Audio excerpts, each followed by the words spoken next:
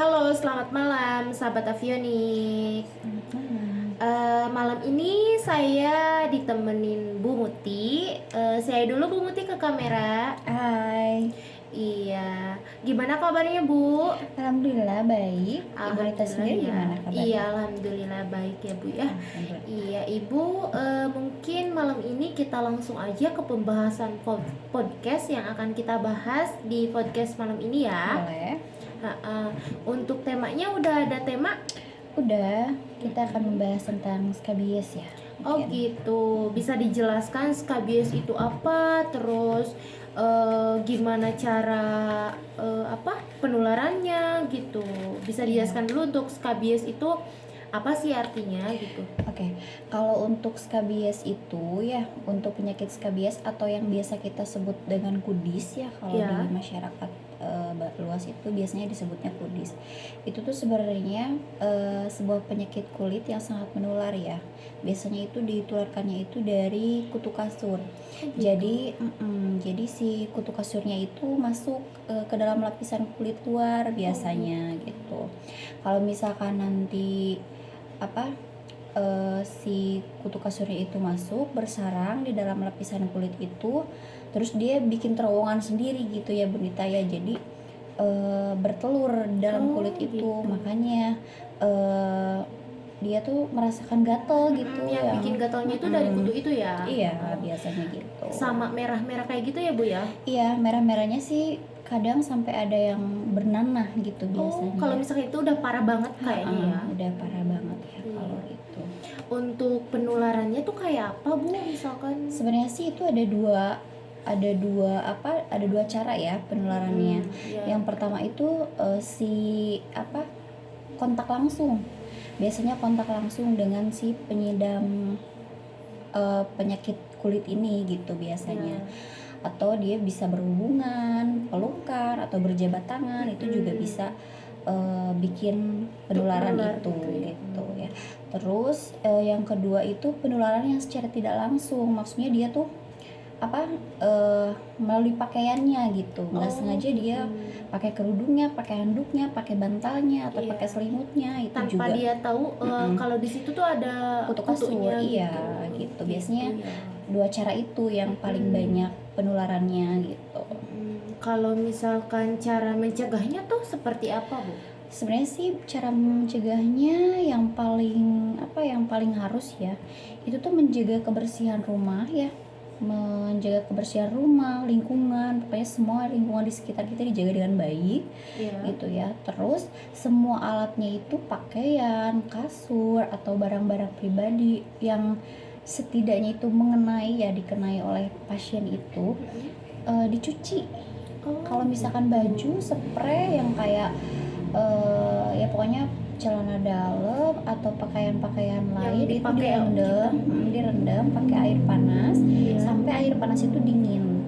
Ya, terus kalau misalkan untuk kasur, kayak bantal, kayak kursi itu kan nggak mungkin dicuci ya. Jadi bisa dengan cara dijemur di bawah sinar matahari yang paling terik sampai bener-bener mataharinya tenggelam gitu. Jadi sampai bener-bener nggak panas gitu. Terus kita bisa dengan cara membungkus. Jadi membungkus si alat-alat misalnya kursi atau enggak kasur itu dengan plastik. Jadi lebih aman lah gitu ya. Lebih jauh dari itu juga ya. Iya, nggak terkena sama kutu kasur itu gitu. Kalau misalkan skabies ini bisa nggak sih ke bayi kena? Bisa lah.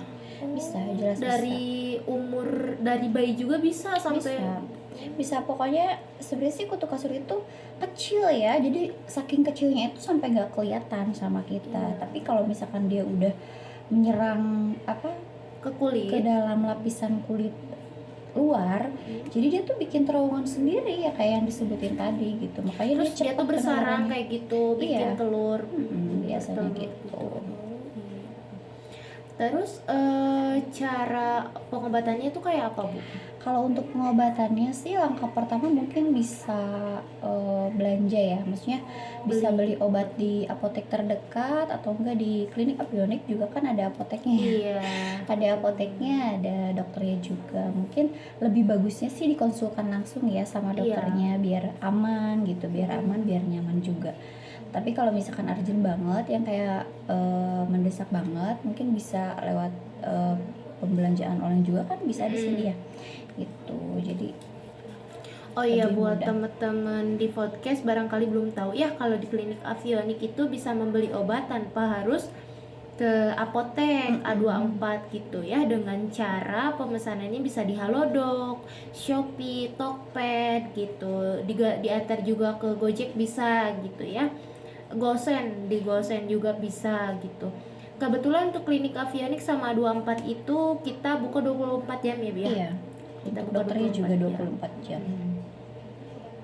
Nah, kalau misalkan skabies itu bisa sembuh gak sih, Bu? Bisa saja, tapi harus pengobatan yang rutin mungkin ya, gitu. Harus pengobatan rutin karena nggak bisa satu kali. Tapi sih biasanya juga satu kali suka hilang, tapi kalau emang bener-bener dia nggak parah. Iya. Kalau parah Sama ya tetap mungkin harus pengobatan. sama mungkin dijaga juga ya untuk kebersihannya. Iya, kebersihannya tetap harus dijaga dari segi lingkungan, dari rumah, dari diri kita sendiri juga harus dijaga gitu. Karena kita bisa saja kalau misalkan lagi di rumah mah biasa gitu ya, nggak ada apa-apa, tapi kita ke rumah orang lain tiba-tiba kutu kasur itu ada, bisa jadi. Atau Iya, enggak kita nggak tahu kalau keluarganya itu ada yang punya penyakit skabies, jadi Iya. kita nggak sengaja nyentuh barang-barangnya dan bisa menular gitu. Oh, itu tuh menular ya, Bu? Iyalah, menular. Gitu. Tapi kalau misalkan untuk skabies sendiri kan suka ada merah nih di kulit. Bekasnya tuh suka hilang apa? Hilang dengan sendirinya, nanti juga ada obatnya gitu.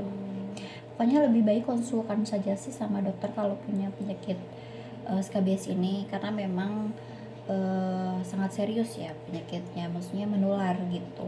Iya.